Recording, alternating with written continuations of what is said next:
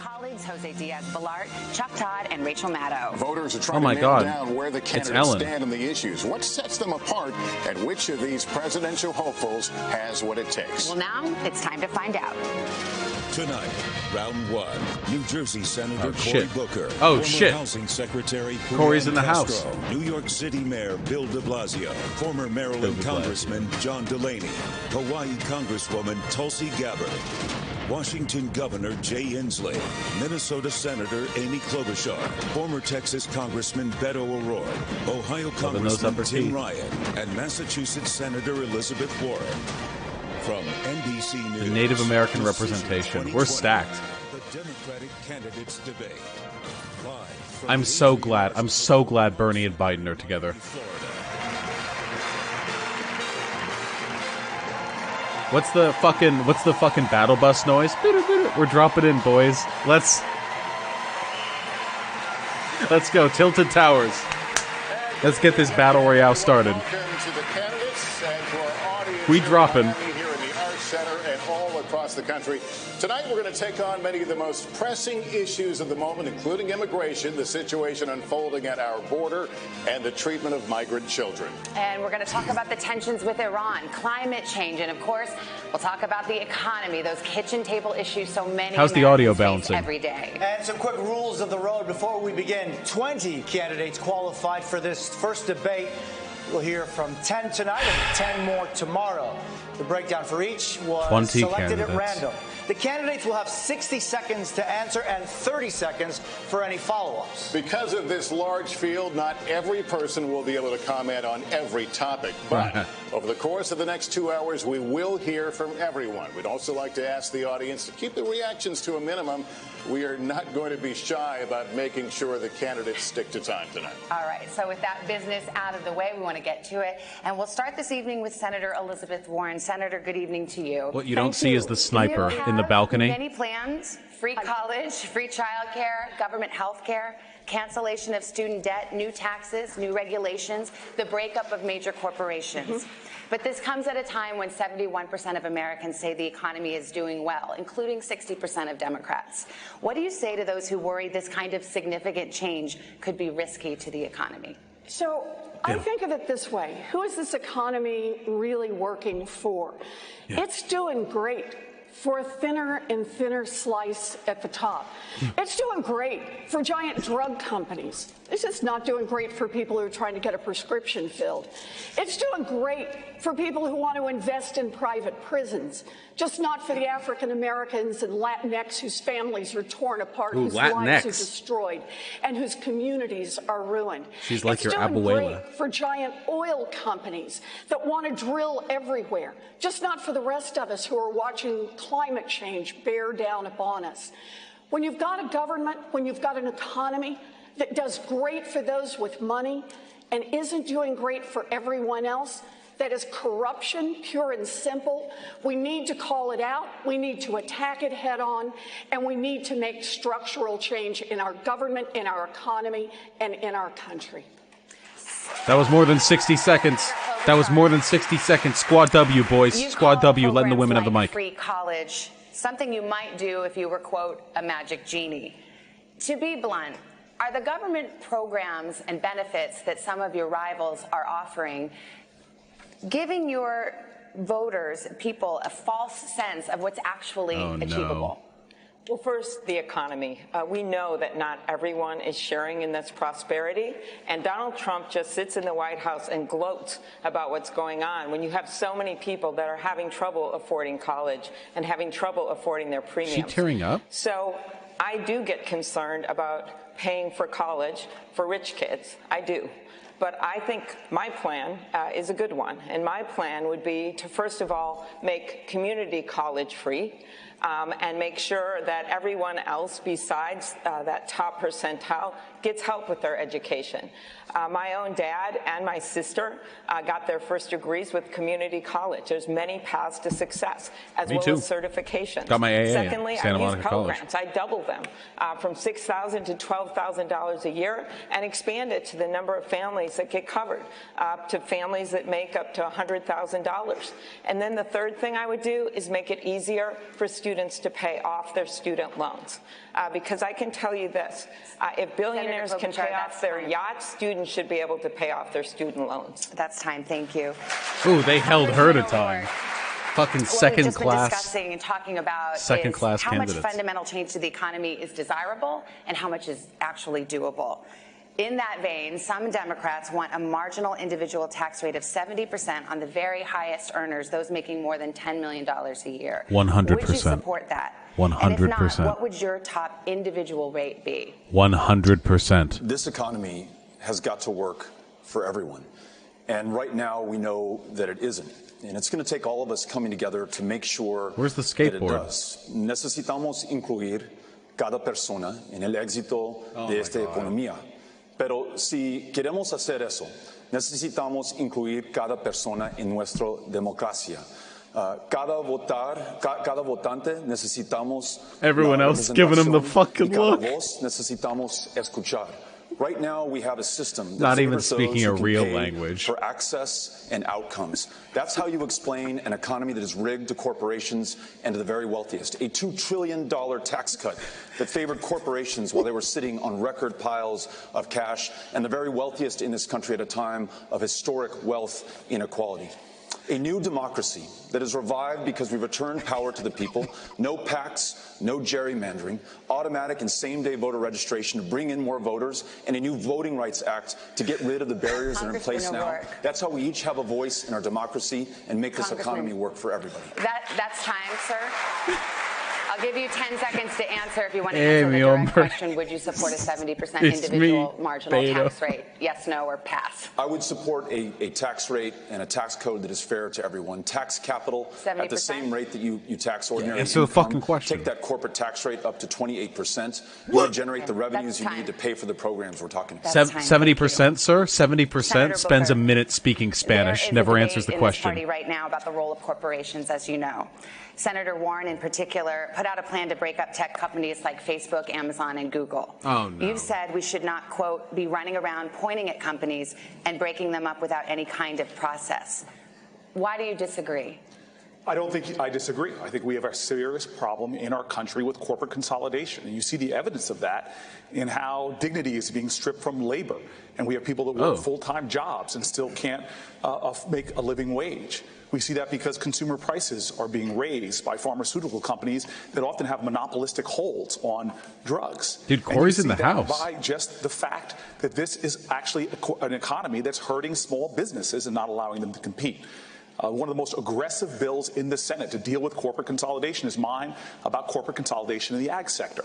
So I feel very strongly about the need to check the corporate consolidation and let the free market work. And I'll tell you this.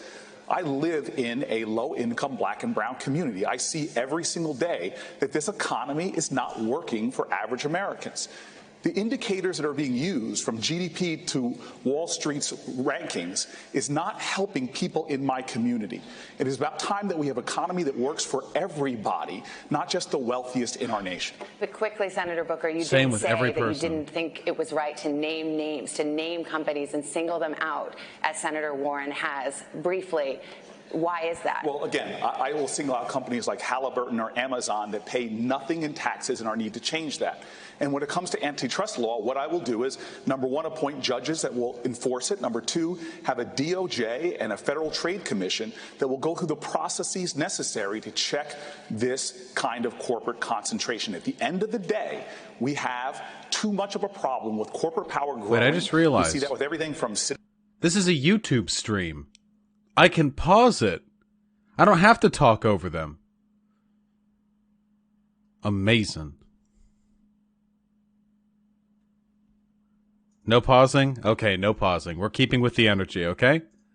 Man, look at his face. Hey, look at this dude's hair.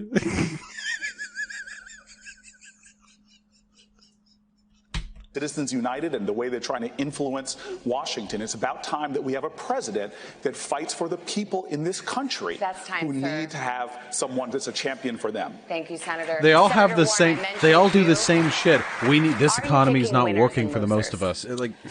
So the way I understand this is there is way too much consolidation now in giant industries in this country. That hurts workers, it hurts small businesses, it hurts independent Back farmers. to live? Jesus, there. Have been making the campaign There, contributions. Warren's have dead. been funding the I just super skipped PACs. 20 seconds. Have been out there making Why does sure it that matter? their influence is heard and felt in every single decision that gets made in Washington. Where I want to start this is I want to return government to the people, and that means calling out the names of the monopolists and saying I have the courage to go after them. Thank you.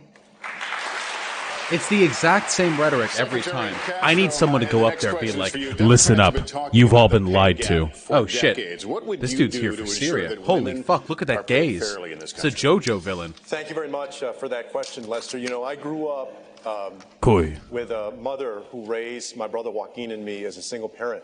And I know what it's like to struggle. I know what it's like to rent a home and to worry about whether you're going to be able to pay the rent at the first of the month. And to see a mom work very, very hard and know that moms across this country are getting paid less simply because they're women. I respect the fuck out of this guy's starting with eyebrows. Something we should have done a long time ago, which is to pass the Equal Rights Amendment, finally in this country. These are presidential And eyebrows. also pursue legislation so that women are paid equal pay for equal work in this Hey, country. Lucky Saint. It's past time that we did that. And, you know, we have to do this. If we want to be the most prosperous nation in the 21st century, we need to make sure that women are paid what they deserve. All right, thank you. I want to put the same question to Congresswoman Gabbard. Your thoughts on equal pay? Hey, Gabbard. Well, Remember, first of all, Gabbard's let's yoked. recognize the situation we're in, that the American people deserve a president who will put your interests ahead of the rich and powerful. That's not what we have right now. I enlisted in the Army National Guard after the al-Qaeda terror attacks on 9/11, so I could go after those who had attacked us on that day. I still serve as a major. Served over 16 years, deployed twice to the Middle East, Jesus and in Congress Christ. serve on the Foreign Affairs and Armed Services Committees for over 6 years. I know the importance of our national security, as well as the terribly high cost of war. And for too long, our leaders have failed us, taking us from one regime change war to the next, leading us into a new Cold War and arms race, costing us trillions of our hard-earned taxpayer dollars and countless lives. This Tulsi, what would you insanity do must to make end. the As world a better president, place? I will take I have my over hard-earned 18 taxpayer dollars confirmed instead, kills. invest those dollars into serving your needs, things like health care, a green economy, good-paying jobs, protecting our environment, and so much more. Mayor, Remember, she came to this yoke. Anyone backtalks her, she's going to knock their fucking head off. City in the United We States, saw. but it's also one of the cities in the country Oh, with the fuck. greatest gap between the wealthy and the poor. How would you address income inequality? Well, we've I'm been ready. addressing income inequality in New York City by raising wages, by raising benefits, by putting money back in the hands of working people. $15 minimum wage, paid sick days, pre-K for all, things that are making a huge difference in working people's lives. But let me tell you, what we're hearing here already in the first round of questions is that battle for the heart and soul of our party. I want to make it clear. This is supposed to be the party of working people. Yes, we're supposed to be for a 70% tax rate on the wealthy. Yes, we're supposed to be for free college, free public college. Bernie has for our moved the young people. platform We are so far supposed left. to break up big corporations when they're not serving our democracy. This is the mayor of New York. This Democratic Party has to be strong and bold and progressive. And in New York, we've proven that we can do something very different. We can put money back in the hands of working people. And let me tell you, every time you talk about investing in people and their communities, you hear folks say there's not enough money. What I say to them every single time is there's plenty of money in this world. There's plenty of money in this country. That's it's what I'm just saying. in the wrong hands. That's what I'm saying. Democrats have to fix that. Bernie has moved the platform so far left. It's I think we that'll can be do his real legacy, things you know? to help Oh, American fuck. workers and the American people. Right? This is the issue that all of us here on the campaign trail. Who dis? We need to make sure everyone has a living wage. And I've called for a doubling of the earned income tax credit, raising the John minimum Delaney. wage, Okay. and creating I knew I paid family recognized leave. him. That will create a situation where people actually have a living wage. That gets right to workers. Then we got to fix our public education system. It's not The delivering eyebrow results haver our has kids logged need, in. nor is college and post-high school career and technical training programs doing that. You know, I'm very different than everyone else here on the stage. Oh? Prior to being in Congress, I was an entrepreneur. I started two businesses. I created thousands of jobs. I spent my whole career helping small to mid-sized businesses all over the country. 5,000 of them I supported. The Obama administration gave me an award for lending to disadvantaged communities. I know how to create jobs. We need a short-term strategy, which is to put money in the pockets of workers with the earned income tax credit, raising the minimum wage and creating paid family leave. And then we need to have a long-term strategy to make sure this country is competitive and we're creating jobs everywhere in this country. Governor Inslee, how would you address income inequality? Well, I'm a little bit surprised. I think plans are great. But How would you address income inequality? I've created many jobs. Unions are going to bring us a long overdue raise in America. And I'm proud of standing up for unions. I've got a plan to reinvigorate collective bargaining so we can increase wages finally. I marched with the SEIU folks. It is not right that the CEO of McDonald's makes 2,100 times more than the people slinging hash at McDonald's. And the next thing I do is put people to work in the jobs Does he of know the what that present means? and the future. Look at Donald Trump is simply wrong. He says wind turbines cause cancer. We know they cause jobs. And we know that we can put millions of people to work in the clean energy jobs of the future. Carpenters, IBEW's members, machinists. We're doing it in my state today. And then we can do what America always does, lead the world and invent the future and put people to work. That's what we're going to do. Congressman Ryan, President Trump, and you just People referred cranking to some him, bowls. promised that manufacturing jobs were all coming back to places like your home state of Ohio. Manufacturing jobs coming back.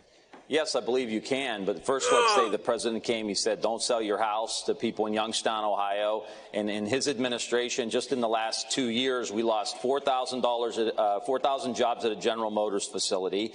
That rippled throughout our community. General Motors got a tax cut. General Motors got a bailout. And then they have the audacity to move a new car that they're going to produce to Mexico. It's not coming I've back. had family members that have to unbolt a machine from the factory floor, put it in a box, and ship it to China. It's not My area where I come from in Northeast Ohio, this issue we're talking about here, it's been going on 40 years. This is not a new phenomenon in the United States of America. The bottom 60% haven't seen a raise since 1980. Meanwhile, the top 1% control 90% of the wealth. We need an industrial policy saying we're going to dominate building electric vehicles. There's going to be 30 million made in the next 10 years. I want half of them made in the United States. I want to dominate the solar industry and manufacture those. This is not how you fix income inequality. Protectionist industrial policies. We've had an industrial policy in the United States for decades now, and it's basically been let giant corporations do whatever they want to do. Giant corporations have exactly one loyalty, and that is to profits. And if they can save a nickel by moving a job to Mexico or to Asia or to Canada, they're going to do it. So here's what I propose for an industrial policy. Start with a place where there's a real need. There's going to be a worldwide need for green technology, ways to clean up the air, ways to clean up the water. And we can be the ones to provide that. We need to go tenfold in our research and development That I of agree with. green energy going forward. And then we America need to can say, never be the manufacturing any capital of the world corporation anymore, can but we come can and be a use tech that capital research. of the world. They can make all kinds of products from it, but they have to be manufactured right here in the United States of America. And then we have to double down and sell it around the world. There's a $23 trillion market coming for green products. We should be the leaders and the owners, and we should have that 1.2 million. We can, if we invested in it, we could be like a tech giant. We could be to green energy what Japan was to digital tech in the 80s. Between you, many people watching at home have health insurance. Is comparative advantage just degrees of exploitation? Who here would Yes. abolish their private health insurance in favor of a government-run plan? Just a show of hands, starting off with. We're never going to be a production giant again. It's not happening. The economy just doesn't work that way. Wants to keep private insurance in addition to a government health care plan. Why is an incremental approach, in your view, better than a sweeping overhaul? Well, I think it's a bold approach. It's something that Barack Obama wanted to do when we were working on the Affordable Care Act, and that is a public option. I am just simply concerned about kicking half of America She got some off of their PS1 health era insurance hair. in 4 years, which is exactly what this bill says. So let me go on beyond that. There is a much bigger issue in addition to that, and that is pharmaceuticals. The president literally went on TV, on Fox, and said that people's heads would spin when they see how much he would bring down pharmaceutical prices. Instead, 2,500 drugs have gone up in double digits since he came into office. Instead, he gave $100 billion in giveaways to the pharma companies. For the rest of us, for the rest of America, that's what we call at home, all foam and no beer. We got nothing out of it. And so my proposal is to do something about pharma, to take them on, to allow negotiation under Medicare, to bring in less expensive drugs from other countries. And pharma thinks back in my farm, well, all horn and no bull. Senator I hurt my Warren, you hand with signed that. on to Bernie Sanders' Medicare for All plan. It would Fucking put folksy essentially everybody on euphemisms. Medicare and then eliminate private plans that offer similar coverage. Is that the plan or path that you would pursue as president? So yes, I'm with Bernie on Medicare for All, and let me tell you why. I spent a big chunk of my life studying why families go broke. And one of the #1 reasons is the cost of health care, medical bills. And that's not just for people who don't have insurance. It's for people who have insurance. Look at the business model of an insurance company. It's to bring in as many dollars as they can in premiums and Yeah, so far Warren's doing good. They're giving her a ton of time to talk, though. Healthcare. That leaves families with rising premiums, rising Everyone else co-pays, just like waiting for their and turn. fighting with insurance She's companies got the to try conch. to get the health They care lack critical that their information. doctors say that they and their children need. Medicare for All solves that problem. And I understand. There are a lot of politicians who say, oh, it's just not possible, we just can't do it, have a lot of political reasons for this. What they're really telling you is they just won't fight for it. Well, health care is a basic human right, and I will fight for basic human rights. That Warren's been given the most time to talk. They didn't give her the 60-second warning when she had her opening statement. You also praised the They're bill clearly that would propping her. replace private insurance. This year you're saying you're no longer sure. Can you explain why? Oh, boy. My goal is to ensure that every American Say it in is Spanish. well enough to live to their full potential Say it in because Spanish. they have health care. In Laredo, Texas, I met a young man, 27 years old, told me that he'd been to a doctor once in his life. And on that visit, he was told he had diabetes, he was told he had glaucoma, and he was told untreated because he doesn't have health care, he'll be dead before the age of 40. Spanish or vanish. So getting to guaranteed, high-quality, universal health care as quickly and surely as possible has to be our goal. The ability to afford your prescriptions and go to a primary care provider. The ability to see a mental health care provider. In Texas, the single largest provider of mental health care services is the county jail system today.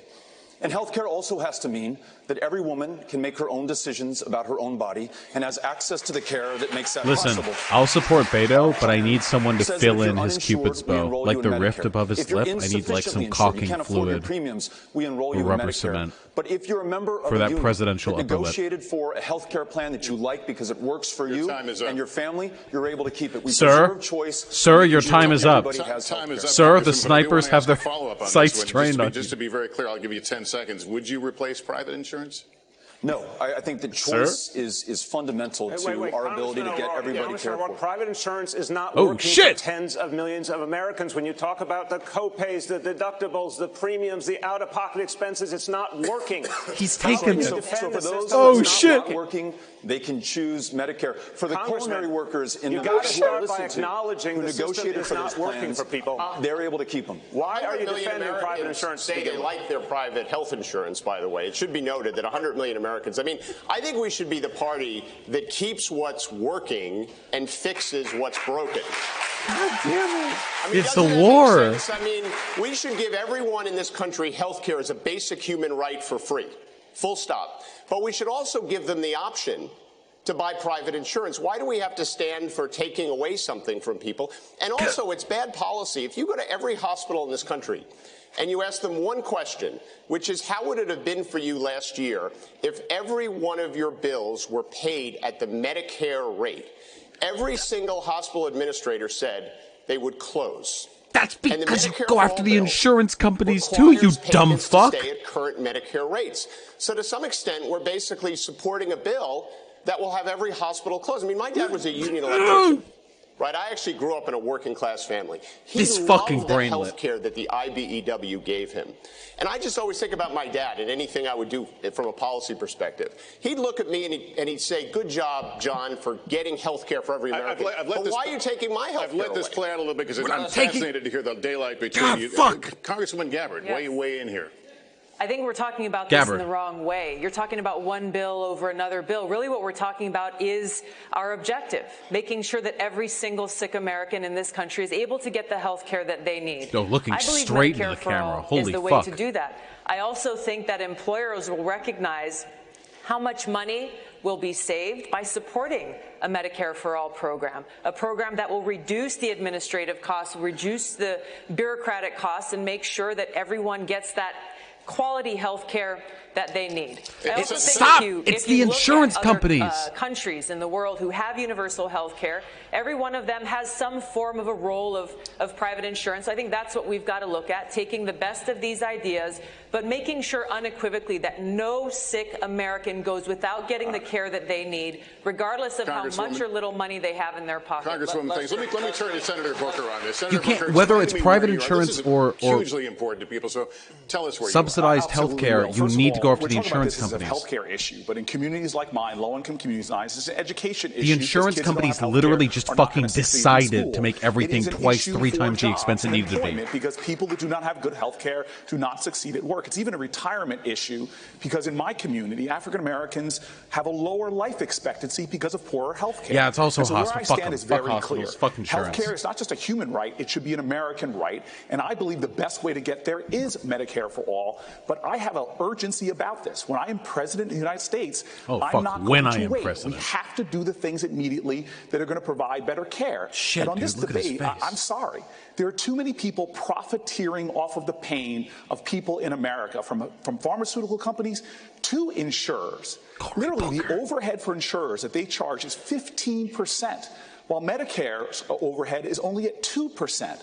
We can do this better, and every single day I will be fighting to give people more access and more affordable costs until we get to my goal, which is every American having health care. I want to move back. Sir, Cory Booker back in the House. Was Warren getting it again? The insurance companies Look at the other guy. He laughed because he had his hand up, but Warren got it anyway. $1 billion in profits out of the healthcare system. $23 billion, and that doesn't count the money that was paid to executives, the money that was spent lobbying Washington. We have a giant industry that wants our healthcare system to stay the way it is, because it's not working for families, but it sure as heck working for families. It's time for us to make families come Warren's first. got the fucking con. It should not be an option in the United States of America for any insurance company to deny women coverage for their exercise of their right of choice. Jesus Christ. And I am the only candidate here who has passed a law protecting a woman's right of reproductive health and health insurance. This fucking And I'm the only pandering. candidate who has passed a public option. And I respect everybody's goals and plans here. But we do have one candidate that's actually advanced the ball. And we got to have access for everyone. Dude, sell yourself harder. Holy fuck.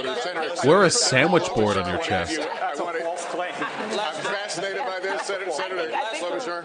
I just want to say there's 3 women up here that have fought pretty hard for a woman's right to choose. So I'll start with that. Yeah, you went bad, dude. You left yourself open to this one. Of universal health care. And the idea I put out there, the public option, which the governor was just talking about, this idea is that you use Medicare or Medicaid without any insurance companies involved. You could do it either way. And the estimates are 13 million people would see a reduction in their premiums. 12 more million people would get covered. So I think it is a beginning and the way you start and the way you move to universal health care. Secretary Castro, this one is for you. All of you on stage support a woman's right to an abortion. You all support some version of a government health care option. Would your plan cover abortion, Mr. Secretary? Yes, it would. I don't believe only in reproductive freedom. I believe in reproductive justice. Oh, shit. He brought out the big words for that one. What that means is that just because a woman, or let's also not forget, someone in the trans community, a trans female. Oh, shit.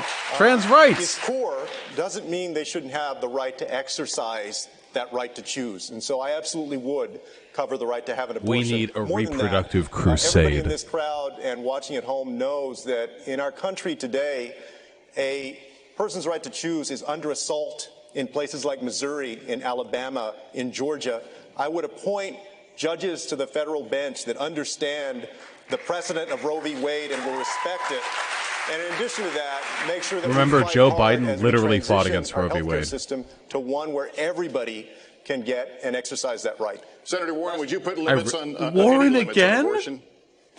I would make certain that every woman has access to the No full wonder range she's of wearing a reproductive fucking health purple care jacket, because services, she's and that clowning on includes these birth control, bitches it with the amount of time she's includes getting. abortion, It includes everything for a woman. And I want to add on that, it's not enough for us to expect the courts to protect us. 47 years ago, Roe versus Wade was decided, and we've all looked to the courts all that time as state after state has undermined Roe, has put in exceptions, has come right up to the edge of taking away protection. Your time is up, Senator. We now shit. have an America where most people support She wasn't Roe versus expecting Wade. that. Did We you need to see make that? She federal flinched. law. Thank you. Jose? Thank you. They finally got her. I want to kind of come back on They're the setting her up discussion to knock we were her having about down. health and the opioid crisis. You represent a state where 14 of the 20 largest pharmaceutical companies are based. Should pharmaceutical companies that manufacture these drugs be held criminally liable for what they do? They should absolutely be held criminally liable because they are liable and responsible.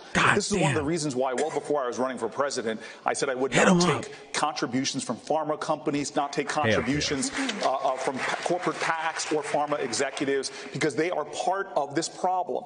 And this opioid addiction in our country, we in cities like mine, This have been guy's seeing got how professional we're trying to wrestler arrest eyes. our way Look at his out of eyes and addiction for eyebrows and too forehead and shit. long. It is time that we have The way he a emotes. national urgency to deal with this problem and make the solutions that are working to actually be the law of our land and make the pharmaceutical companies that are responsible help to pay for that. Congressman Would I O'Rourke, fight this how man? would you do Fuck no. This guy would drop kick me Tonight into in the this next country, state. You have 2.3 million of our fellow Americans behind bars. It's the largest prison population on the face of the planet. Many are there for nonviolent drug crimes, including possession of marijuana, at a time that more than half the states have legalized it or decriminalized it. And yet, despite what Purdue Pharma has done, their connection Remember to what the we could have opioid had crisis instead of and the Beto. overdose deaths that we're seeing throughout this country. Remember who we could they've have been had. able to act with complete impunity and pay no consequences, not a single night in jail. Unless there's accountability and justice, this crisis will continue. In my administration, we will hold them to account. We will make sure that they pay a price, and we will help those who've been victims of this malfeasance in this country, get them treatment and long-term care. I know immigration. Just imagine Mike Gravel in an 11 feet tall in a massive long coat standing on top of all the gravel teams. 11 feet tall. They have to raise the podium for him, and he leans over into the microphone and he gets the messages fed to him. Good evening, everyone. Breaking news tonight from Washington.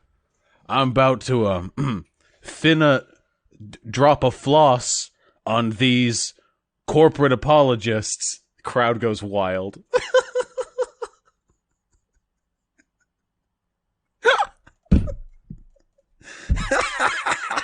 Fuck me. I need to go pee. We've met a lot of great people doing a lot of great things in their community. The most trusted TV news anchor in America. That's Nightly News. I'm Lester Holt. A very busy news day. Today's high-stakes confrontation. Let's go live to the border where our colleague... Exclusive video. The country's top intelligence officials testifying. NBC News gets an exclusive look inside. Live here at the nation's capital. There's now an open investigation. Blockbuster new reporting today on this. This is the deadliest school shooting. The Supreme Court upheld the revised version. Well, this new report comes amid a staggering amount of news. Breaking news tonight exclusively here on NBC News was first out with this scoop today. It's been an extraordinary night watching this develop. So, a lot to talk about. Tomorrow, the first real test of the 2020 presidential race continues with night 2 of the Democratic candidates debate.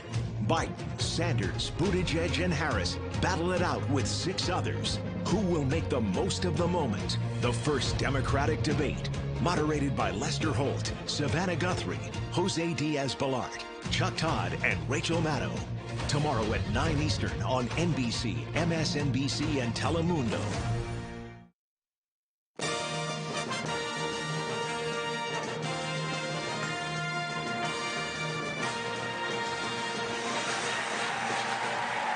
Okay. Okay, perfect. We want to turn to an issue that has been in the news, especially this week.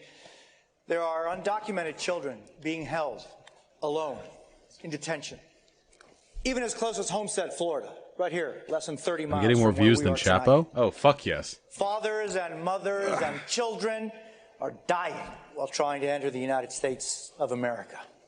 We saw that image today that broke our hearts, and they had names. Oscar Martinez and his 23-month-old daughter Valeria died trying to cross the river to ask for asylum in this country. You pronounce the shit out of those names, Last dude. month, How much more did than you practice? 130,000 migrants were apprehended at the southern border. Secretary Castro, if you were president today, hoy, what would you specifically do? Thank you very much, Jose. I'm very proud that in April I became the first candidate to put forward a comprehensive immigration plan. And we saw those images. Watching that image I think this is going to be a little more Oscar and his daughter divisive. Valeria is heartbreaking. Oy, Josuke. It should also piss us all off. If Get I him. were president today, Chapo has and it should spur us to action, 8.6K if I were viewers. Who president lied to today, me? I would sign an executive order that would get rid of Trump's zero Fuck you tolerance guys. policy, Now I look like the an Remain idiot. in Mexico policy, and the metering policy. This metering policy is basically what prompted Oscar and Valeria to make that risky swim across the river. They have been playing games with people who are coming and trying to seek asylum at our ports of entry. Oscar and Valeria Fuck you, went to a Lone port of Cat. entry, and then they were denied the ability to make an asylum claim. So they got frustrated, and they tried to cross the river, and they died because of that. On day one, sorry. On day I'm just one, gonna ask you I for would do 30 that seconds. executive order that would address metering, and then I would follow that up in my first 100 days with immigration reform that would honor asylum claims, that would put undocumented immigrants, as long as they haven't committed a serious crime, on a pathway to citizenship, and that would go to the root cause of the issue, which is we need a Marshall Plan for Honduras and Guatemala and El Salvador. Bring him in. Abolish ICE, so that too. people can find safety and opportunity at home instead of coming to the United States to seek it. Senator Booker, what would We you do on day lefties shouldn't one? be stupid. And We this is a can't just like situation open that borders the day next one, you president know? will Like this is a inherit. process. But so I'm willing to hear different like opinions on La good. situación ahora es inaceptable. Este presidente ha atacado, ha demonizado los inmigrantes. Es inaceptable y voy a cambiar este.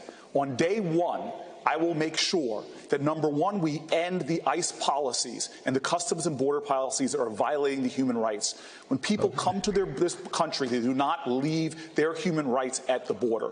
Number two, I will make sure that we reinstate DACA, that we reinstate pathways to citizenship for DACA recipients, and to make sure that people that are here on temporary protected status can stay and Dude has no remain here. earlobes. And Would then you want a finally, president with no earlobes? We need to make sure that we address the issues that made Oscar and Valeria come in the first place by making major investments in the Northern Triangle, not like this president is doing, by ripping away the resources we need to actually solve this problem. We cannot surrender our values and think that we're going to get border security.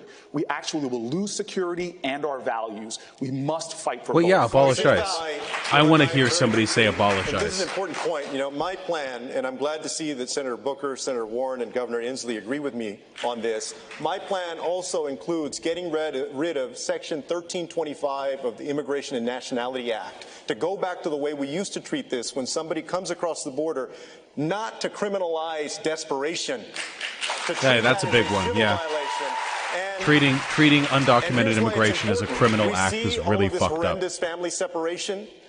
They use that law, Section 1325, to justify under the law separating little children from their families. And so I want to challenge every single candidate on this stage to support the repeal of Section 1325. Castro booking on Corey. As my friend here said, I agree with him on that issue, but folks should understand that the separation of children from families doesn't just go on at our border. It happens in our communities as ICE are ripping away parents from their American children, spouses and the like, and are creating I want them to fear call out in cities why. all across this country, where parents are afraid to even drop their kids off to school or go to work. We must end those policies. Say it. As well. Why a war against people of Look at color? the bottom line here. That tragic photo of that parent, that child, and I'm saying this as a father, Every American should feel that in their heart, and every American should say that is not. When you say as a father, that's also identity politics, by the way. Why we have this crisis in our system, because we're not being honest about the division that's been fomented in this country. The way that American citizens have been told that immigrants somehow created their misery and their pain and their challenges. For all the American citizens out there who feel you're falling behind, who feel Call out the American dream's not disinformation. working for you, the immigrants didn't do that to you. The big corporations did that to you. Class consciousness. The 1% did that to you. Amazing. We need to be the party of working people, and that includes a party of immigrants. But first, we have to tell working people in America who are hurting that we're going to be on their side every single time against those big corporations who created this mess to begin with.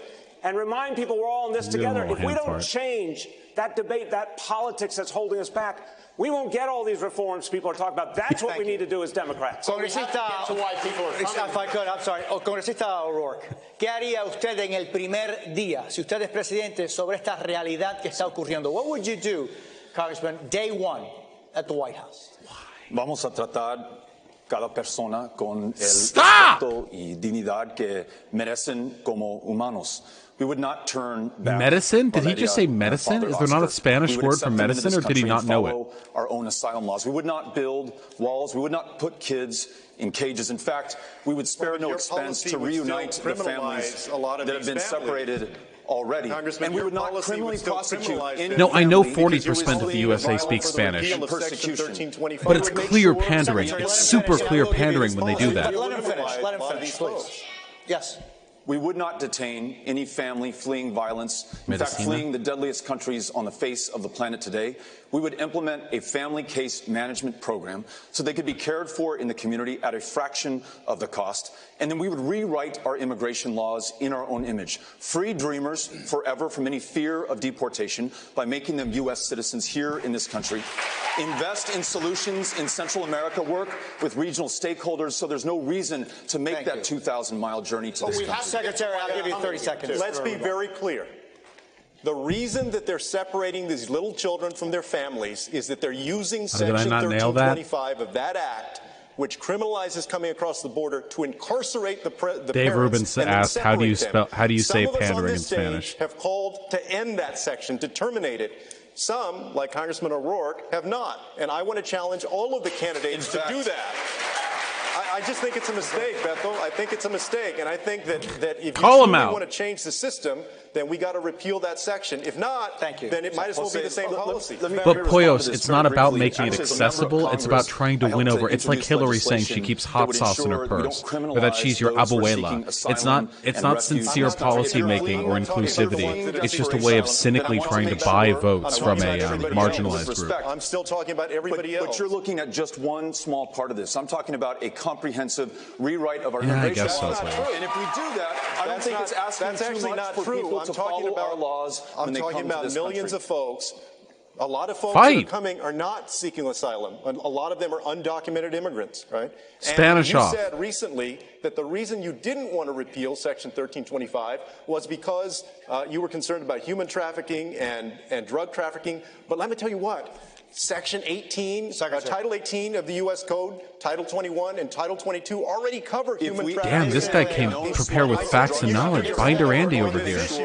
If you did your homework on this issue, This is an issue that we should and could be talking about Look for at a the way long time, and we will for a long time. Can we talk about the conditions to why people are coming here? Let's Lester, because Savannah. I know it's just we shut could up. Go on. But rather than talk about specific provisions, we really have to talk about why these people are coming to our country and what are we going to do to actually make a difference in these countries. Congressman, you'll get your chance. Let's continue the discussion. Get him out. Senator Klobuchar, let's talk about what Castro. Secretary Castro just said. He Castro wants to laying it out. no longer have it be a crime to illegally cross the border. Castro deporting the slave owners. Do you think it should be a civil offense only? And if so, do you worry about potentially incentivizing people to come here? Immigrants They do not diminish America. They are America.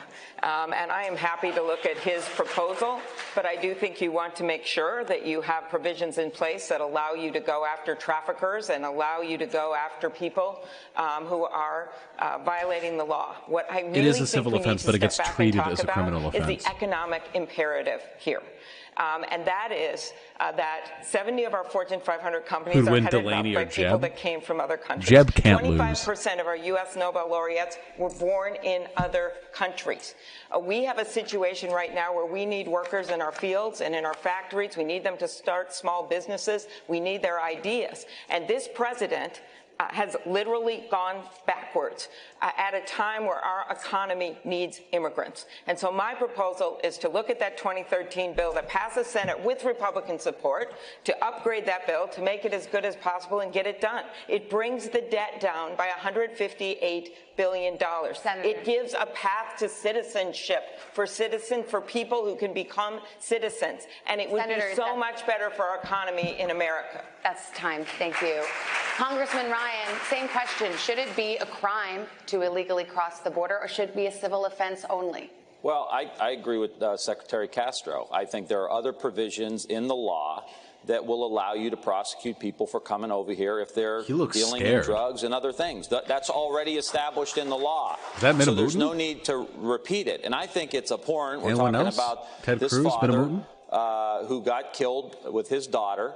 And the issues here, the way these kids are being treated, if you go to Guantanamo Bay, there are terrorists that are held that get better health care than those kids that have tried to cross the border in the United States.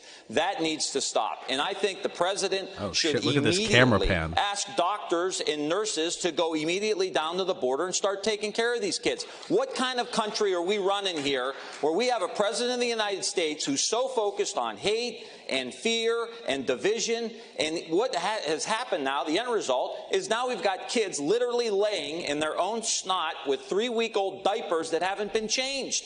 We've got to tell this president that is not a sign of strength, Mr. President. That is a sign of weakness. Senator Booker, all right, okay. He looked scared, but he powered through at the end there. If he had stopped mid-sentence, that would have looked really weak. On day one, what will you do with the fact that you will have families here? There's been a lot of talk about what you'll do in the first 100 days, about legislation. What will you actually do with these families? How will you care for them? Will they be detained or will they not be? Well, this is a related and brief point, because what we're talking about, what Secretary Castro and I are talking about, plan is to that personally back massage every detained migrant in the criminal process. I have been to some of the largest private prisons, which are repugnant to me, that people are profiting off incarceration and their immigration lockups. Our country has made so many mistakes by criminalizing things, whether it's immigration, whether it's mental illness, whether it's addiction. We know that this is not the way to deal with problems. There is a humane way that affirms human rights and human dignity and actually solve this problem. Donald Trump isn't solving this problem. We've seen under his leadership a surge at our border. We solve this problem by making investments in the Northern Triangle to stop the reasons why people are being driven here in the first place. Northern Triangle? Can somebody in chat tell me what that term means? Health care, to affirm the values of human dignity of the people that come here, because we cannot sacrifice our values, our ideals as a nation for border security. We can have both by doing this the right way. All right, Senator, thank you. Let me go to Governor Inslee. I'm getting really fucking tired of this rhetoric. I need policies. Same question I just asked Cory Booker. I have yet to hear an answer from anyone on this stage. What will you do with the families that will be here? There is no reason for the detention and separation of these children. They should be released pending their hearings, and they should have a hearing and the law should be followed. That's what should happen. And we should do what we're doing in Washington State. I'm proud that we've passed a law that prevents local law enforcement from being turned into mini ICE agents. I'm proud to have been the first governor to stand up against Donald Trump's heinous Muslim ban. I'm proud to be a person who's not only talked about Dreamers, I'm moving but to this being one of guy's the state first soon. to make sure that they get a college education so that they can realize their dreams. These are some of the most inspirational people in our state. And I'll leave you with this thought if you want to know what I think.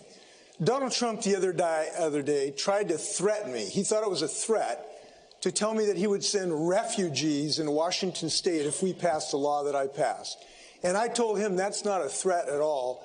We welcome refugees into our state. Yeah, this guy also looks like a wrestler or like an announcer. This is how we've built America. That tradition is going to continue if I'm president of the United States. We're going to switch to another topic now. We've got a lot to get through. Let's talk. My We need to talk grandfather about. was actually separated from his family when he Oh my God! We're going to talk about so Iran confident right now because we're working against the clock. Tankers have been attacked. A U.S. drone has been shot down. There have been disturbing threats issued by If both a the single US person and here Iranian comes down leadership. even a I'd like if little you bit can in just for a favor moment of attacking put aside Iran. how you think we may have gotten here, but what I want to know is how do you dial it back? So a show of hands, who as president would sign on to the 2015 nuclear deal as it was originally negotiated? Yeah. Yes, throw them up. Well, throw them up. Is that just O'Rourke? Oh no, it's Booker. First and foremost, Booker. It was a mistake to pull out of that deal. And one of the reasons why we're seeing this hostility now is because Donald Trump is marching us to a far more dangerous situation. Booker, Literally, why wouldn't you he took do us it? out of a deal that gave us transparency into their nuclear program and pushed back a nuclear breakout. Booker, 10, stop. Why 20 wouldn't you do it? years. And now we see Iran threatening to go further, and we're being pulled in further and further into this crisis. We need to renegotiate and get back into a deal, but I'm not going to have a primary platform to say unilaterally I'm going to rejoin that deal, because when I'm president of the United States, I'm going to do the best I can to secure this country and that region and make sure that if I have an opportunity to leverage a better deal, I'm going to do it. All right, Senator Klobuchar, I'd like Booker, you to you answer just that. wasted everyone's time. You said you would negotiate yourself back into the Iranian agreement. Can you argue that that nuclear pact, as it was ratified, was a good deal? Yes, it was. It was imperfect, but it was a good deal for that moment. I would have worked to get longer sunset periods, and that's something we could negotiate to get back in the deal. But the point is, Donald Trump told us when he got out of it that he was going to give us a better deal. Those were his words. And now we are a month away from the Iranians who claim now that they're going to blow the caps on enriching uranium. And the Iranians have told us this. And so that's where we are right now. He has made us less safe than we were when he became president. So what I would do is negotiate us back into that agreement, is stand with our allies and not give unlimited leverage to China and Russia, which is what he has done.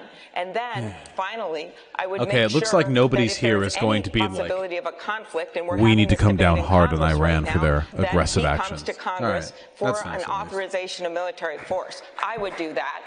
And this president is literally every single day 10 minutes away from going to war, one tweet away from going to war, and I don't think we should conduct foreign policy in our bathrobe at 5 in the morning. Congresswoman Gabbard, you've said you would sign back onto the 2015 deal. Would you insist, though, that it address Iran's support for Hezbollah? Let's deal with the situation where we are, where this president and his chicken hawk cabinet have led us to the brink of war with Iran. I served in the war in Iraq at the height of the war in 2005, a war that took over 4,000 of my brothers and sisters in uniforms' lives.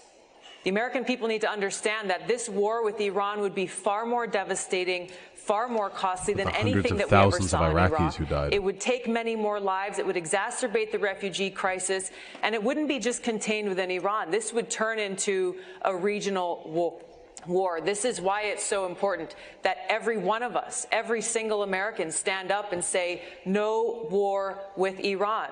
We need to get back into the Iran nuclear agreement, and we need to negotiate how we can improve it. Can there just be one candidate who's like, I'm not going to waste time. We don't need to fight Iran. We don't need war. We need diplomacy. I want to go there, renegotiate. That's it. Bam. Drop the mic. Developing a nuclear weapon and preventing us from going to war. Time is up. I have just a very quick follow-up. Well, what would your red line be for military action against Iran?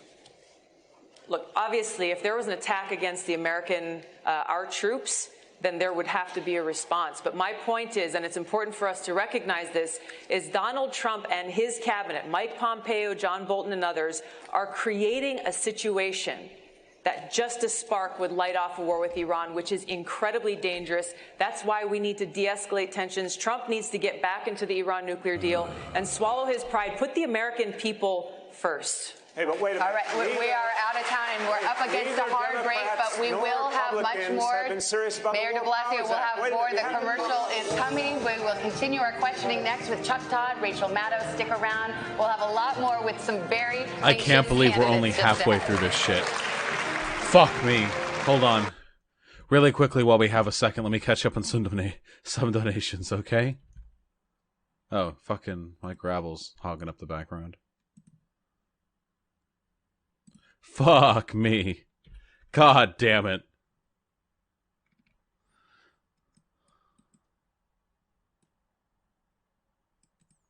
Why guy with the $20 kid some fash butt, comrade? Fuck!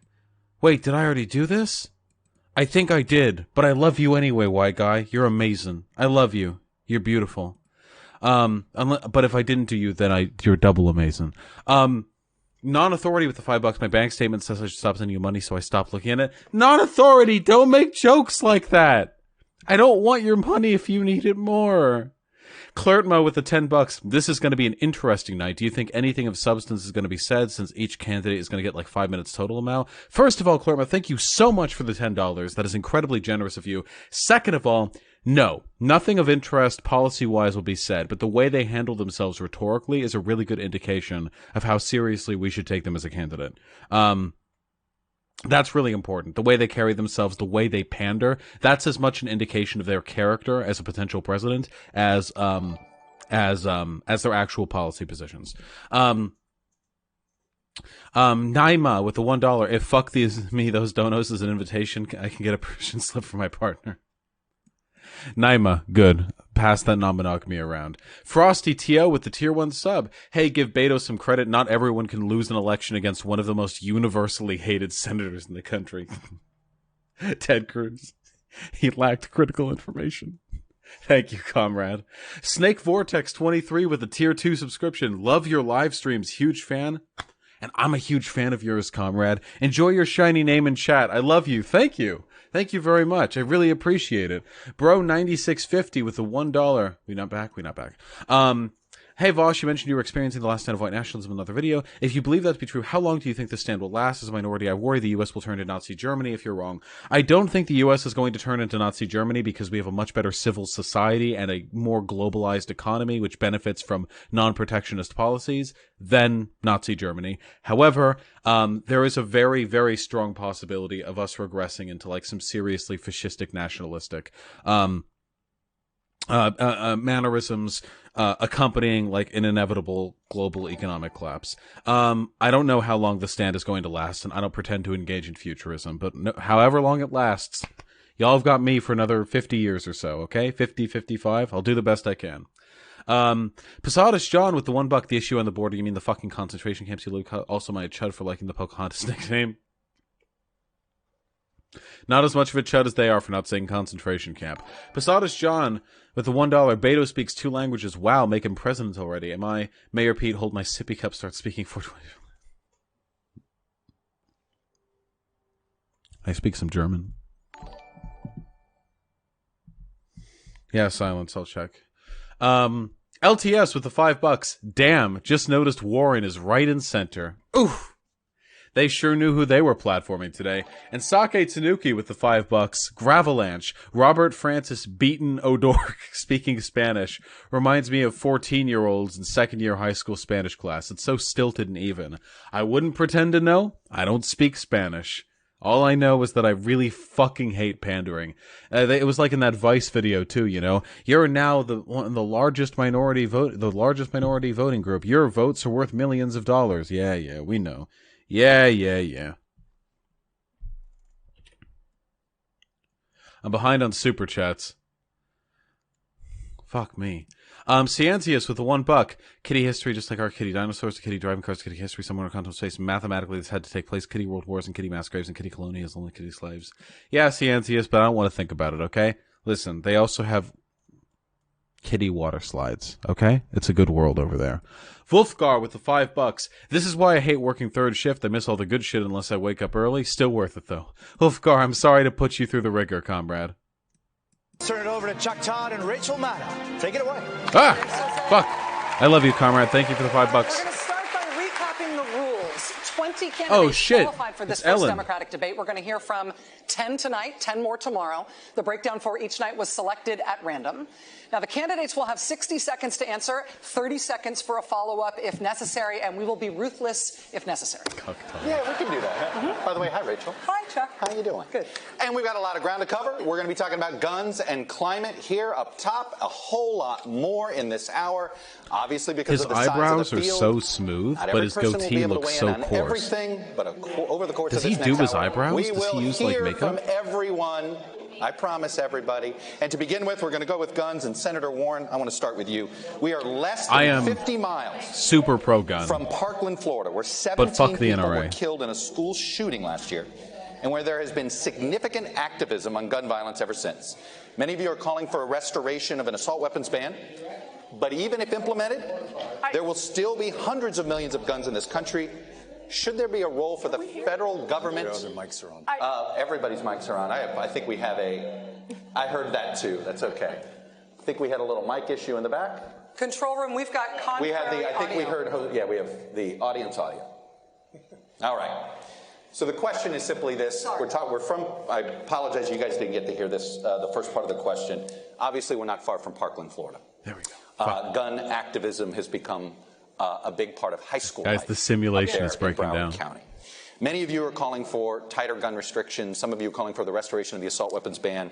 But even if it's put in place, there's still going to be The assault weapon perhaps shit is super fucking hundreds stupid. of millions It's so of guns fucking still on dumb. the streets. Is there a role for the federal government in order to get these guns off the streets?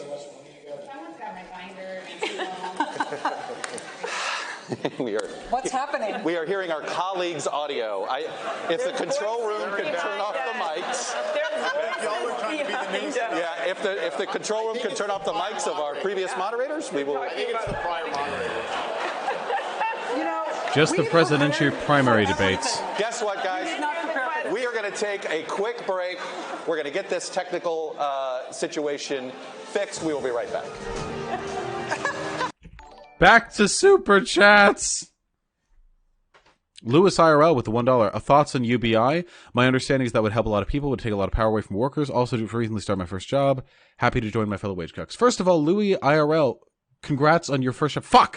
Congrats on your first job. UBI in principle isn't necessarily bad. However, the one that Yang proposes is bad because the kind of tax that he would use to pay for it would disproportionately hurt workers. Also, the kind of UBI that he's implementing would be cut if you're already benefiting from social programs, meaning that it will benefit the middle class more than it would benefit the lower class. So I encourage you not to vote for that, not to support that policy specifically, but there are other forms of UBI that might work in the future. Okay. So, in this period of time that I've been running for president, I've had more than Got 100 it. town halls. I've taken more than 2,000 unfiltered questions. And the single hardest question I've gotten, I got one from a little boy and I got one from a little girl. And that is to say, when you're president, how are you going to keep us safe? That's our responsibility as adults. 7 children will die today from gun violence, children and teenagers. And they won't just die in mass shootings. They'll die on sidewalks, they'll die in playgrounds, they'll die in people's We backyards. got to take away their Fortnite. Gun violence is a national health emergency. Kids are fucking in this shooting country. each other with the And we need revolver, to flossing on each other's corpses. So what can we do? We can do the things that are sensible. We can do the universal background checks. We can ban the weapons of war. But we can also double down on the research and find out what really works, where it is that we can make the differences at the margins that will keep our children safe. We need to treat this like the Thank you, Senator virus Warren. that's killing our children. You didn't No address- policy you think the positions. federal Thank government you. needs to go and figure out a way to get the guns that are already out there. What Even I if- think we need to do Very is we need to treat it like a serious research problem, which we have not done. You know, guns in the hands of a collector who's had them for decades, who's never fired them, who takes safety seriously, that's very different from guns that are sold and turned over quickly. We can't treat this as an across-the-board problem. End the drug We have war. to treat it like a public health emergency. That means bring data to bear, and it means make real change in this country. End the whether drug it's war. politically Policy popular positions. or not. Senator Booker, you have End the drug war, okay? Support mental health care. You have a federal government And allow the program, CDC to do research in on your gun plan. violence. 1, 2, 3, that gonna easy. Well, first of all, I want to say my colleague and I both have been hearing this on the campaign trail. But what's even worse is I hear gunshots in my neighborhood. I think I'm the only one, I hope I'm the only one on this panel here that had 7 people shot in their neighborhood just last week. Damn, dude. Someone I knew, Shahad Smith, was killed with an assault rifle at the top of my block last year. With an assault for rifle? Millions of Americans, what? This is not a policy issue. This is an urgency. And for those who have not been directly affected, they're tired of living in a country where their kids go to school to learn about reading, writing, and arithmetic, and how to deal with an active shooter. Does this guy in their live school. Fucking rep? This is something that I'm Syria, tired of. Afghanistan? I'm tired of hearing people, all they have to offer is thoughts and prayers. In my faith, people say faith without works is dead. So we will find a way. But the reason we have a problem right now is we've let the corporate gun lobby frame this debate. It is time that we have bold actions and a bold agenda. I will get that done as President of the United States because this is not about policy. This is personal. Thank you, Senator Booker. Secretary What the Castro, I'd like to fuck? talk to you about something that Senator Booker just mentioned. There, A the tank idea of rolled up my active street shooter just drills in last schools. month School and shootings fired seem into a like dilapidated an house, almost killing every 6 day or homeless every people. week occurrence now. They don't make a complete news cycle anymore, no matter the death toll. As parents are so afraid as their kids go off to school that Her their lips kids are will be so caught up in glossy. something like this. Next to nothing has changed in federal law that might affect the prevalence of school shootings. Is this a problem that is going to continue to get worse over our lifetimes? Or is there something that you would do as president that you really think would turn it around? Yeah, Rachel, I'm the dad of a 10-year-old girl, Karina, who's here tonight. And the worst thing is knowing that your child might be worried about what could happen at school, a place that's supposed to be safe. The answer to your question is no, we don't have to accept that. And I believe that on January 20th, 2021, at 12:01 that means this guy's PM, had sex. we're going to have a Democratic president, a Democratic House, That's pretty and a cool. Democratic Senate.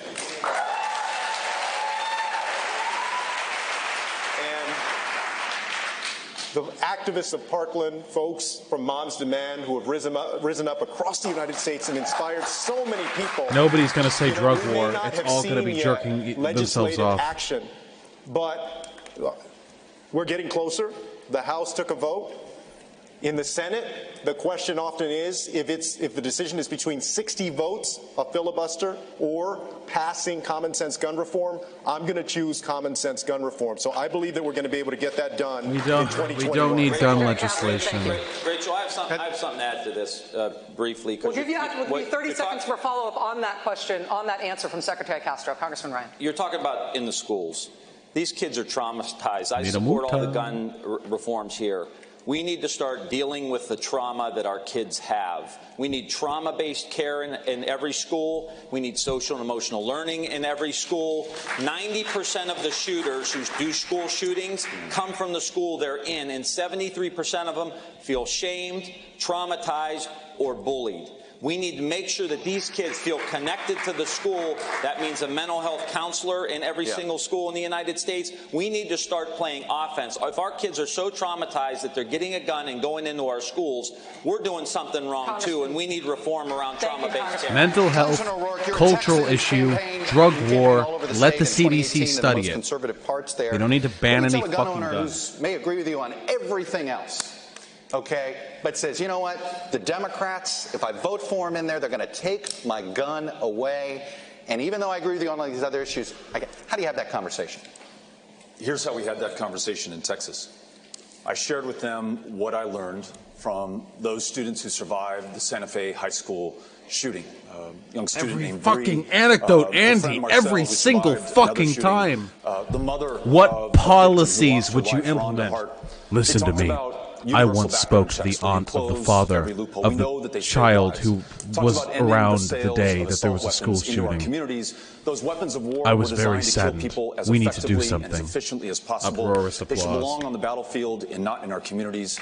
Red flag laws, so that if someone poses a danger to themselves or to Anecdotes are someone more else, rhetorically stopped powerful. before it's too Not late. if they're What this I found in each overused. of If those one of them just stepped 254 forward and counties said, is that none of these Democrats people are and listing independents and policies, Republicans, here are gun owners policies and that will non-gun owners fix it. alike kindness, sympathy, these things don't keep children from getting shot.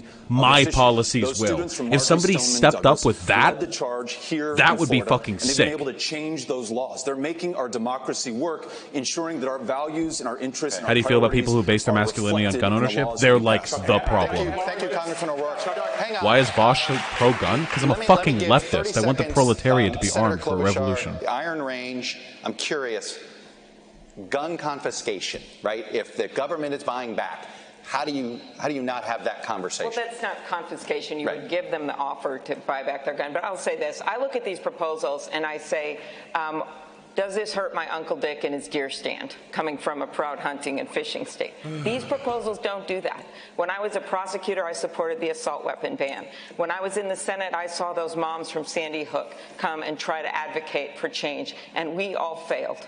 And then now these Parkland kids from Florida, they started South Sing, if you unironically think that civilian gun ownership wouldn't help in a revolutionary setting, you're a fucking moron. It's not about the proletariat going man to man against the United States Army. It's about making occupation difficult and threatening local institutions. Hey, if there are any fucking anti-gun shitters in chat right now, I'm fucking pro-gun. Get out of here, you little bitch babies. Arm the proletariat, arm trans women. Filling a Supreme Court seat.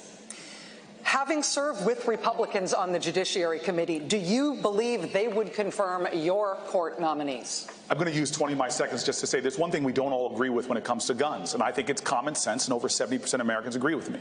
If you need a license to drive a car, you should need a license to buy and own a firearm. And not everybody in this field agrees with that, but in states like Connecticut that did that, they saw 40% drops in gun violence and 15% drops in suicides. We need to start having bold agendas on guns. When it comes to the Supreme Court, very clearly, I agree with my friend, Secretary Castro, we are going to get to 50 votes in the Senate. This is a team sport. Yeah, conservatards can have their guns too. Campaign in places like South the problem Carolina, isn't conservatives with guns. The problem is the fucking drug war. Like Iowa, because we can win a Senate seat there. This is about getting us back. All right, to chat's full of retards. I'm not looking Senate at you. And more, so that we can not only balance the Supreme Court, but start to pass an aggressive agenda that, frankly, isn't so aggressive because most of America agrees with the policy objectives of our party. Mayor de Blasio, I want to get you on this for a follow-up. What policies do you think would prevent gun violence and save lives? End the drug war. Let the CDC study gun violence. Address mental health care. Mayor de Blasio, as an executive in the largest city in this country, you are used to saying what you want to have happen and having it happen. If you nominate a Supreme Court nominee as President of the United States and Mitch McConnell is still Senate Majority Leader, what makes you believe that he would allow you to make a nominee? Rachel, I am chief executive of the nation's largest city, and I also want to just say something quick on the gun issue and come to your question. Look, I run the largest police force in America, too, and if we're going to stop these shootings, we're going to get these guns off the street, we have to have a very different relationship between our police and our community. I also want to say there's something that sets me apart from all my colleagues running in this race, and that is for the last 21 years, I've been raising a black son in America. Oh, my God. And I have had to have very, very serious talks with my son, Dante, about how to protect himself on the streets of our city and all over this country, including how to deal with the fact that he has to take special caution because there have been too many tragedies between our young men and our police, too, as we saw recently in Indiana. So we need to have a different conversation in this country about guns, but also a different conversation about policing that brings police and community together. We've done that in New York City, and we've driven down crime while we've done it. But to your question about Mitch McConnell, I have nothing to say about this. It's too complicated. If the Democratic Party would stop acting like the party of the elites and be the party of working people again and go into states, including red states, to convince people we're on their side, we can put pressure on their senators to actually have to vote for the nominees that are put forward. Decent jurists who deserve that right. Thank you, Mayor de Blasio. Senator Warren, I'm going to get you. I will get you 30 seconds. I promise. Let me get this question. We're trying. I know you guys look mad. Got other issues we're trying to get to, including a big one coming up in a minute. But Senator Warren, I want to continue on the Mitch McConnell thing because you have a lot of ambitious plans. It's not about the left being better armed than the right. It's complicated, okay? Do you have a plan to deal with Mitch McConnell if you don't beat him in the Senate, if he's still sitting there as the Senate Majority Leader? It's very plausible you can get elected president with a Republican Senate. Do you have a plan to deal with Mitch McConnell? I do. Get him. Snipers? No, just kidding. In a video game. I forgot. He's actually a sitting politician. We are democracy. Mitch McConnell's a huge piece of shit. And the way a democracy is supposed to work is the will of the people matters. Now, we for far too long have had a Congress in Washington that has just completely dismissed what people care about across this country. They have made this country work much better for those who can make giant contributions, made it work better for those who hire armies of lobbyists Cooley and Moody, lawyers, I'll do it for you. and not made it work for the people. Well, here's how I see this happening. Number one, sure, I want to see us get a Democratic majority in the Senate. But short of a Democratic majority in the Senate, you better understand the fight still goes on. Ooh. It starts in the White House, and it means that everybody we energize in 2020 stays on the front lines come January 2021. We have to push from the outside, have leadership from the inside, and make this Congress reflect the will of the people. I'm going to get a couple of you. Comrade Warren out here with the fucking revolutionary rhetoric. Congressman Delaney, you seem to believe you can do everything in a bipartisan manner. Mitch McConnell doesn't operate that way. He operates differently. Why do you think he is going to conform to your style? I think we need to get things done. That's why I believe we need to operate in a bipartisan manner. If we just do what he says. Into law bills that come to the White House that are passed on a Historically, Republicans have been very willing to compromise. Transformative things we've ever done in this country's history have happened when huge majorities of the American people get behind them, which is why we need real solutions, not impossible promises. We need to put forth ideas that work, whether it's on health care, creating universal health care so that every American gets health care, but not running on making private insurance illegal. The gun issue is related. The gun safety issue is related because I can't tell you how many times I've been with folks in Western Maryland, and they've said to me, you know, Democrats don't do anything for us. Republicans don't do anything for us. You fight all the time, so they vote on that single issue. If we become the party of getting things done for the American people with real solutions, not Dude, he's just powering through. I promise 2:30's here. I'm going to say, Senator Booker, 30 seconds. Oh, shit. Is Hunter Avalone in chat? How do you deal with Mitch McConnell? You've been in the Senate. You can't get bills on the floor right now with Mitch McConnell. Presidents can't do it. Is President Booker going to get his bills on the floor with Senator McConnell? You know, when I got to the United States Senate, going back to what de Blasio said, as an African-American man in an African-American dominated community, this guy's I knew black? One of the biggest issue was criminal justice I don't reform. see race. From police accountability to dealing with the fact that we have a nation that has more African-Americans under criminal supervision than all the slaves in 1850. And when I got to the Senate, people told me we could not get a comprehensive criminal justice reform bill done. And as my colleagues in the Senate know, I fought on that bill from the day I got to the Senate, built coalitions across the aisle, and today we passed the First Step Act. It's not as far as I want to go, but thousands of people will be liberated. I've taken on tough problems people said we cannot achieve, and I've been able to get things accomplished. Thank you, Senator Booker. Rachel's got the next question. Hold on, Governor, you're going to be happy with where we go. Governor Inslee, this next question is to you. You got me? You got me? Fuck me. You have staked your candidacy on the issue of climate change. It is first, second, and third priority for you. You said it's all the issues. Let's get specific. We're here in Miami, which is already experiencing serious flooding on sunny days as a result of sea level rise. Parts of Miami Beach and the Keys could be underwater in our lifetimes. Does your plan save Miami? Yes, first by taking Hunter Avalone wants to watch the debates with me tomorrow? Oh, shit. Now that's bipartisan support. We are the first generation to feel the sting of climate change, and we are the last that can do Y'all want something that? about it. Our You want me to towns are co-stream burning, the debates our tomorrow fields are flooding, Miami with Hunter is Avalone? inundated. Oh, they want And it. we have to understand, this is a climate crisis. Chat wants it. An emergency. And it is our last chance in the administration, next one, to do something about it. And we need to do what I've done in my state.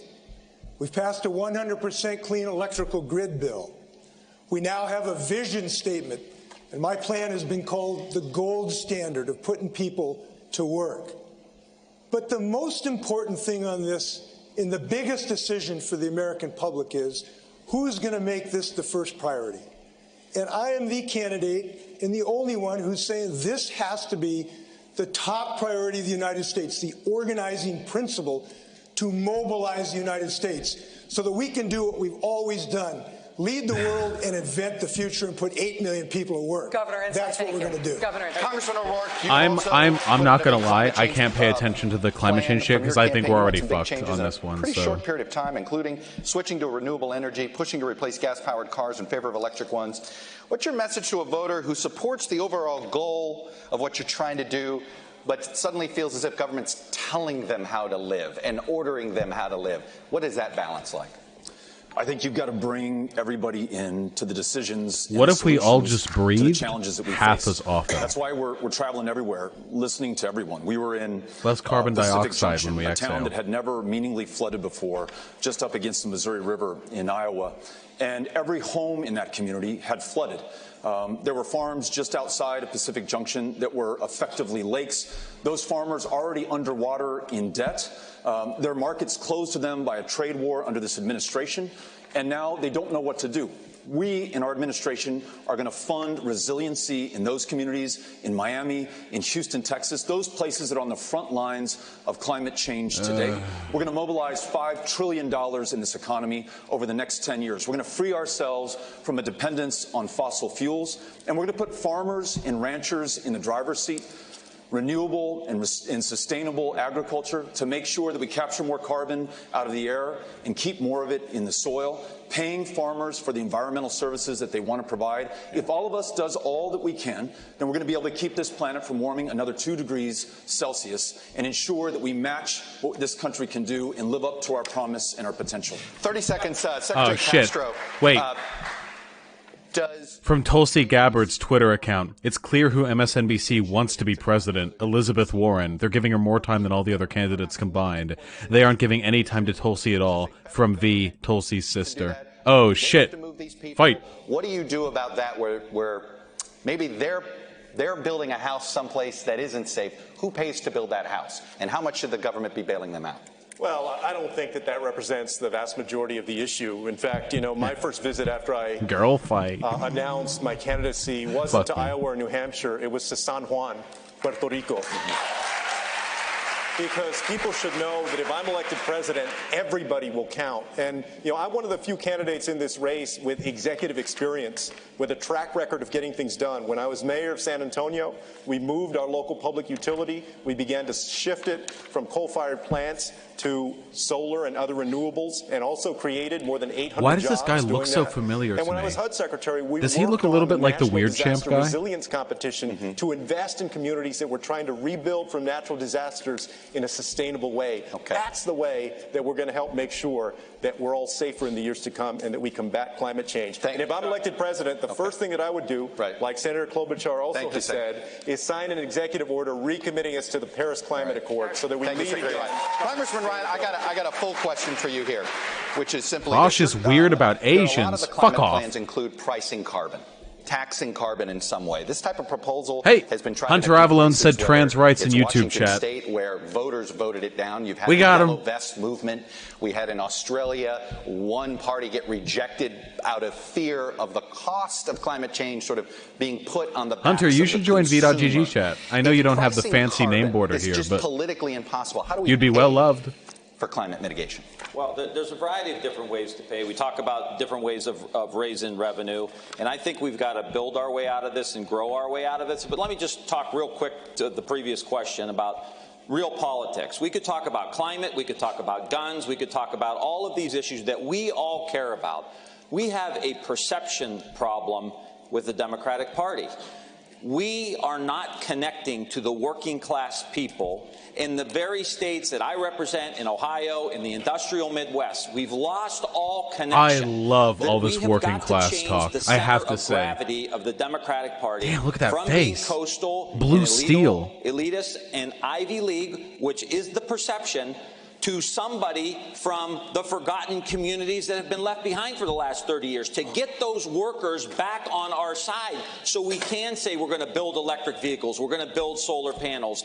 But if you want to beat Mitch McConnell, this better be a working class party if you want to go into Kentucky and take his rear end out. And if you want to take Lindsey Graham out, you got to have a blue collar party. Take his rear end out? I'm sorry, was that a call for political violence? So all I'm saying here, thank you, Congressman Ryan. All I'm saying here, thank you, Congressman Ryan.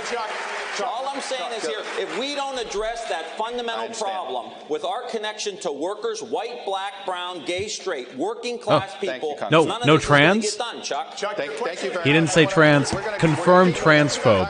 I want this guy's Twitter account gone by tomorrow. Transes, get on it. 30 seconds, go. All the economists agree that a carbon pricing mechanism works. You just have to do it right. You can't put a price on carbon, raise energy prices, and not give the money back to the American people.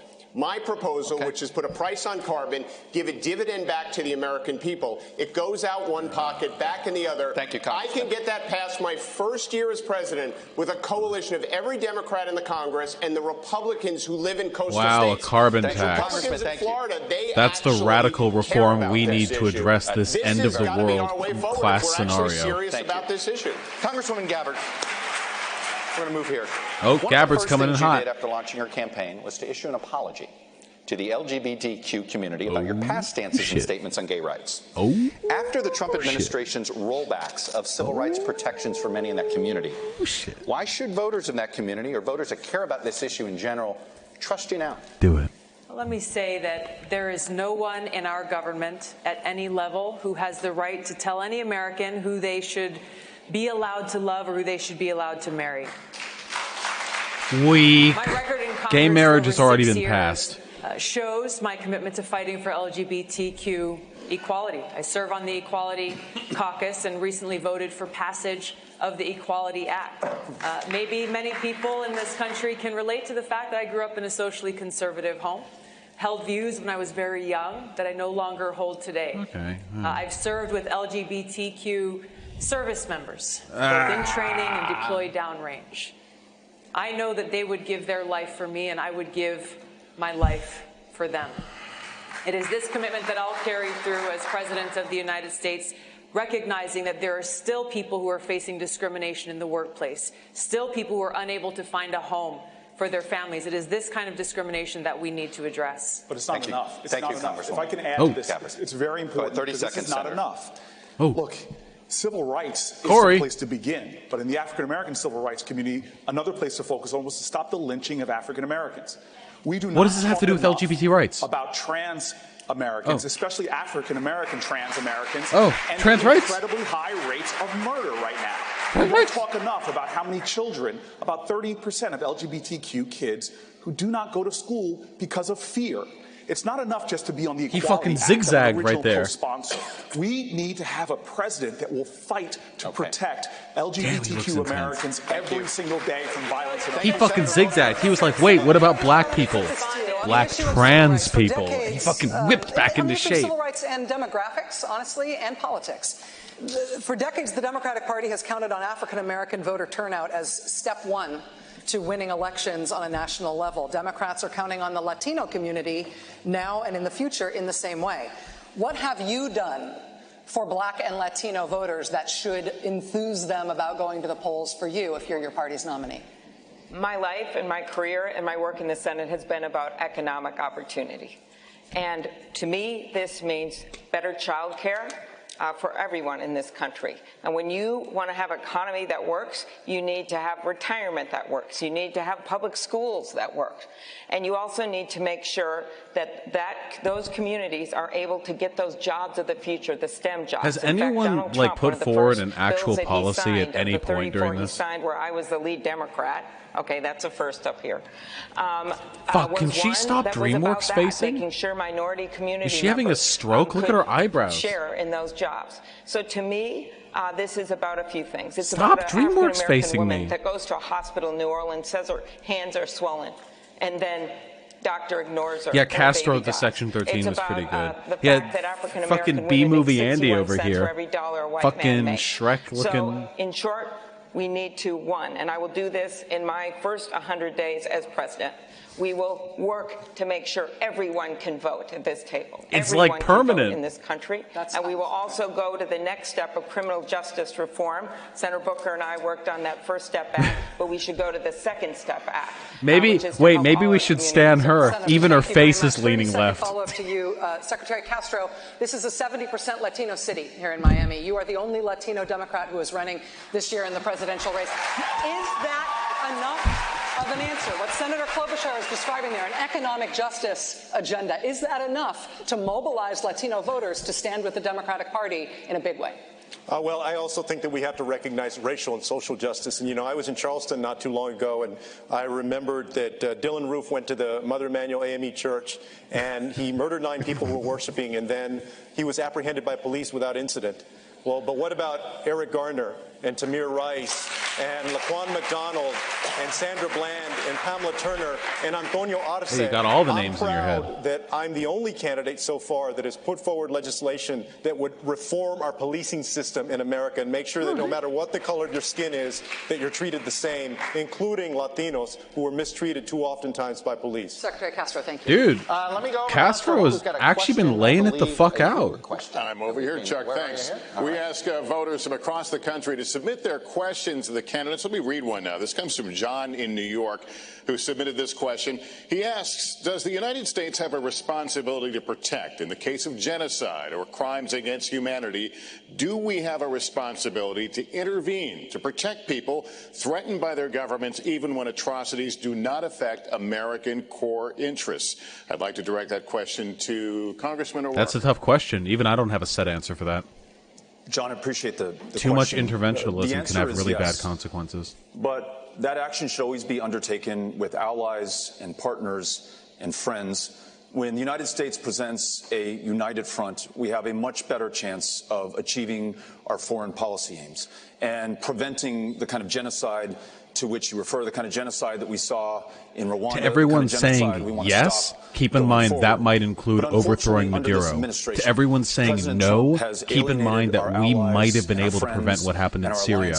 He's diminished our standing in the world, and he's made us weaker as a country, less able to confront challenges, whether it's Iran or North Korea or Vladimir Putin in Russia, who attacked and invaded our democracy in 2016, and who President Trump has offered another invitation to do the same. He's embraced strongmen and dictators at the expense of the great democracies. As president, I will make sure that we live our values in our foreign policy. I will ensure that we strengthen those alliances. Well, Pete the Wookiee, that's how they would frame it. Because right now in the American media, everyone thinks Maduro is like a dictator who's oppressing his own people. Can I explain my own stance on Maduro? He's had some fuck-ups, but overall I think he's a genuinely good leader who's been fucked over by foreign interests and by businesses in Venezuela. To war without congressional authorization. And look, this is very personal for me. I know the cost of war. My dad served in the Pacific in World War II in the U.S. Army. Battle of Okinawa, had half his leg blown off, and he came home with scars, both physical and emotional. And he did not recover. He spiraled downward, and he ultimately took his own life. And that battle didn't kill him, but that war did. And look, even in the humanitarian crisis, and I think we should be ready, Congressman, to intervene. God forbid there is a genocide, but not without congressional approval. Democrats and Republicans. All I know about him is the John Oliver show. The John Oliver piece on Maduro was trash. It was really bad. The congressional approval. We learned a lesson in Vietnam we seem to have forgotten. And the decisions have to be made by the United States Congress. I want to pick up this point, and I want to put this to Congressman Ryan. Today, the Taliban claimed responsibility for killing 2 American service members in Afghanistan. Leaders as disparate as President Obama and President Trump have both said that they want to end U.S. involvement in Afghanistan, but it isn't over for America. Why isn't it over? Why can't presidents of very different parties and very different temperaments get us out of there? And how could you? I appreciate that question. So I've been in Congress 17 years. And 12 of those years, I've sat on the Armed Services Committee, either the Defense Appropriations Committee or the Armed Services Committee. And the lesson that I've learned over the years is that you have to stay engaged in these situations. Nobody likes it. It's long. It's tedious. But right now we have, so I would say we must be engaged in this. We must have our State Department engaged. We must have our military engaged to the extent they need to be. But the reality of it is this president doesn't even have people appointed in the State Department to deal with these things, whether we're talking about Central America, whether we're talking about Iran, whether we're talking about Afghanistan. We've got to be completely engaged. And here's why. Because these flare-ups distract us from the real problems in the country. If getting drones shot down for $130 million because the president is distracted, that's $130 million that we could be spending in places like Youngstown, Ohio, or Flint, Michigan, or rebuilding. Is that really your take on this? No one is calling Trump out on deliberately trying to provoke a war to bump his ratings up. The parents of those 2 soldiers who were just killed in Afghanistan, well, we just have I'll to do a be stream with engaged. Maduro sometime. As a soldier, I will tell you that answer is unacceptable. We have to bring our troops home from Afghanistan. We are in a place in Afghanistan where we have lost so many lives. We've spent so much money, money that's coming out of every one of our pockets, money that should be going into I have more views than the Young Turks? I'm sure I do. Yeah, we are no better off in Afghanistan today than we were when this war began. This is why it's so every important single to have a one of her president, answers has been military. Who knows the I guess cost this of one war, has who's to ready be. to do the job on day one. I am Vaush, ready can we to do debate that Venezuela? job when I No. walk I've into seen the your Oval fucking Office. takes in chat. No, I don't give a fuck. I'm going to go down the line. I'm going to go down the line here. Well, you know what? You felt like she was responding. You get 30 seconds. Very Go. good man. Fair I enough. appreciate that. I hear what you're saying. I would just say I don't want to be engaged. I wish we were spending all this money in places that I've represented that have been completely forgotten and we were rebuilding. But the reality of it is, if the United States isn't engaged, the Taliban will grow and they will have bigger, bolder terrorist acts. We have got to have some present there. The Taliban was there long before we came Hassan in. BTFO'd. Poo-poo Piker, getting shit on again. U.S. troops deployed to Afghanistan thinking that we're going to somehow squash this Taliban that has been there, that every other country that's tried has failed. I didn't say squash them. When we weren't in there, they started flying planes into our buildings. So I'm just saying right now, the Taliban didn't attack us on 9/11. Al-Qaeda did. Well, Al-Qaeda attacked us on 9/11. That's why I and so many other people joined the military to go after Al-Qaeda, not the Taliban. The Taliban was protecting those people who were plotting against us. All I'm saying is, if we want to go into elections and we want to say that we got to withdraw from the world, that's what President Trump is saying. We can't. I would love for us to. Protecting Al-Qaeda right now in Saudi Arabia. Yeah, call him out. Finish up foreign policy. It's a simple question. What is the biggest threat to who is the geopolitical threat to the United States? Just give me a one-word answer, Congressman Delaney. AGF SVM, I'm not having a fucking debate on Venezuela with some fucking chat rando who's been sparking up my beautiful website with a dipshit. Geopolitical threat remains I don't care for nuclear Venezuela. weapons. Right? So those are Maduro is a hero. Totally get it. Go ahead, Governor Inslee. The biggest threat to the Maduro has never done United anything States is wrong. Donald Trump, and there's no question. Congresswoman Gabbard. The greatest geopolitical threat. The greatest threat that we face is the fact that we are at a greater risk of nuclear war today than ever before in history. Senator Two threats: economic threat, China, but our major where's threat Maduro's right now is live what's stream? going on in the Mideast with Iran. If we don't get our Try to act keep it together at slimmer than what we've been going here. One or two words. Our existential threat is climate change. We have to confront it before it's too late. Senator Warner. I'm not going to debate you on the importance of climate change. I know climate change is super fucking important. Say China and climate change. Congressman Ryan. China, without Yeah, a question, Vonta Compton, it's probably wiping us around the world the economically. compensatory thing. And Mr. Mayor. Russia, because they're trying to undermine our democracy, and they've been doing a pretty damn good job of it, and we need to stop them. All right. Well, thank you for that wide variety of answers. And I I don't know Abby I Martin. mean that that's what this debate is about. This is the best part of a debate like this. Oh, it's the best part. Congressman O'Rourke. Special Counsel Robert Mueller's report outlines multiple instances of potential criminal behavior by President Trump. House Speaker Pelosi has publicly and privately resisted any move toward impeachment in the House. If the House chooses not to impeach, as president, would you do anything to address the potential crimes that were outlined in Mr. Mueller's report? Lock him up. Yes. Lock him I'll tell up. you why. How, by the way? if the answer is yes. One of the most powerful pieces of art in the United States Capitol is the Trumbull painting of General George Washington resigning his commission to the Continental Congress. So at no the height answer. of his power, submitting to the rule of law and the will of people. That has withstood the test of time for the last 243 years. If we set another precedent now, that a candidate who invited the participation of a foreign power, a president who sought to obstruct the investigation into the invasion of our democracy, if we allow him to get away with this with complete impunity, then we will have set a new standard, and that is that some people, because of the position of power and public trust that they hold, are above the law.